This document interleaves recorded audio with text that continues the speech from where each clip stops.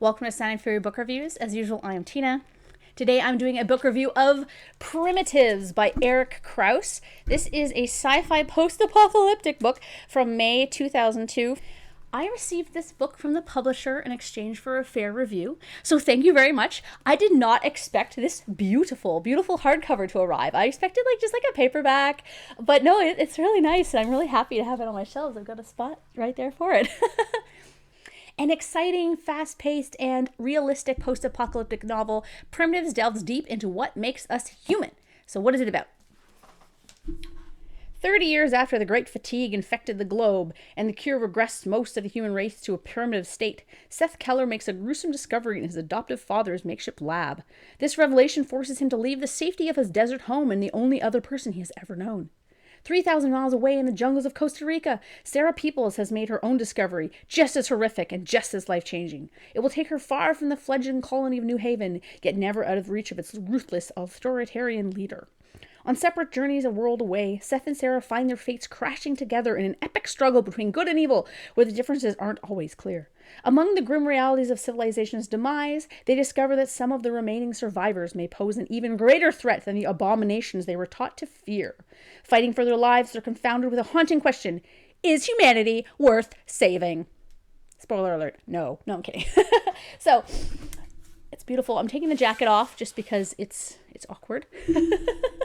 Before I even start, look at this book. Just look at it. It's so pretty. Look at the back. Not only is the jacket stunning, there are images inside. So each chapter has little pictures at the start. I'll show you a couple, even though it's extremely awkward to do with the hardcover.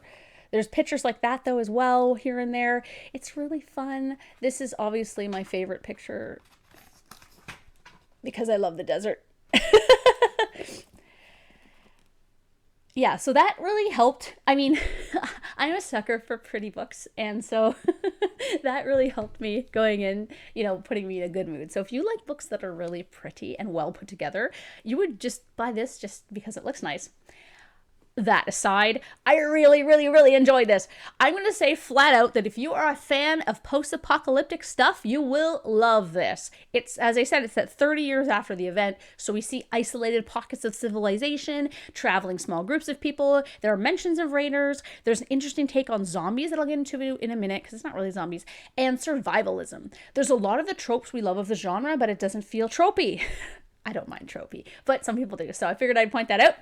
Speaking of tropes, one of my favorite tropes in post-apocalyptic literature is when the characters take a quest across the wasteland. Hence why my own book features that, because I'm obsessed with that. And this book gives us two of these journeys on a converging path. We see suburbia, deranged wildlife, records of dismal situations, and Las Vegas, and San Diego. I could have used a bit more description of these areas, though, to be completely honest. I kind of wish there was a few sentences more, maybe a paragraph kind of describing the landscape. There was a bit of it, but I could have used a bit more. In terms of tone, while this is a serious novel, it's not kind of campy and lighthearted.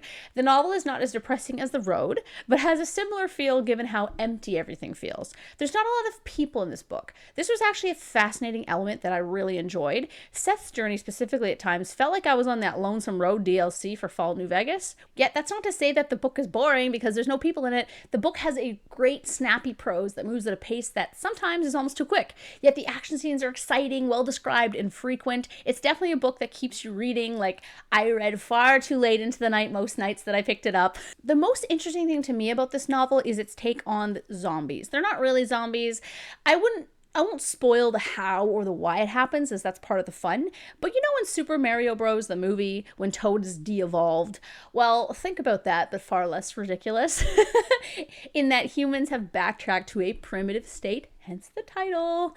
They just run amok, killing anyone who isn't them out of some kind of primordial instinct. The people who are left who aren't affected are suffering from this disease they call the fatigue, which makes them really tired unless they take this intravenous drug called NAD.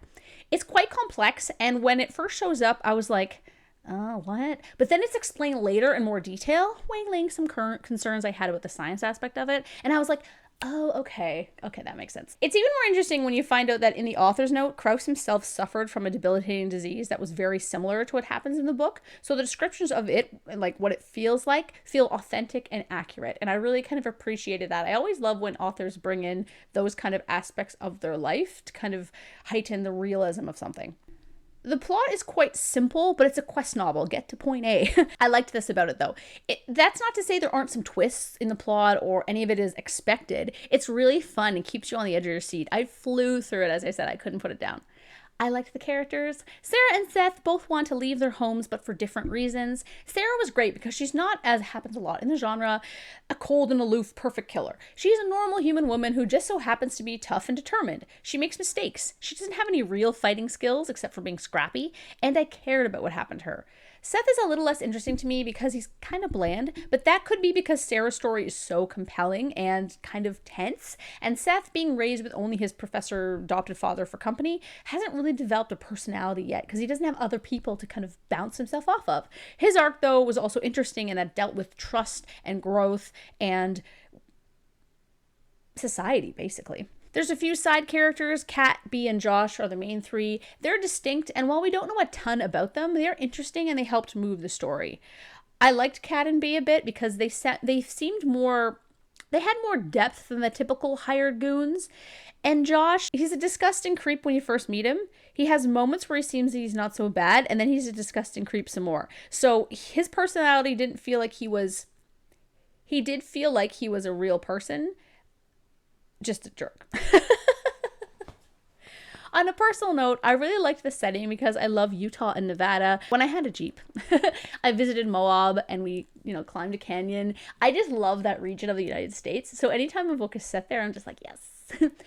One thing that isn't a problem, just a preference on my part, is that the book ends on a bit of a cliffhanger. This isn't something I'm particularly fond of. In truth, I don't like it. But the novel was so compelling, I'll overlook that, and I will read the next part for sure. If you love post-apocalyptic books, if you love books with snappy, quick action, with compelling characters, with, a serious approach to things, but not too serious that you're, like, depressed, and if you love books that are beautiful in their design, I highly, highly recommend you pick up Primitives. Thank you for watching.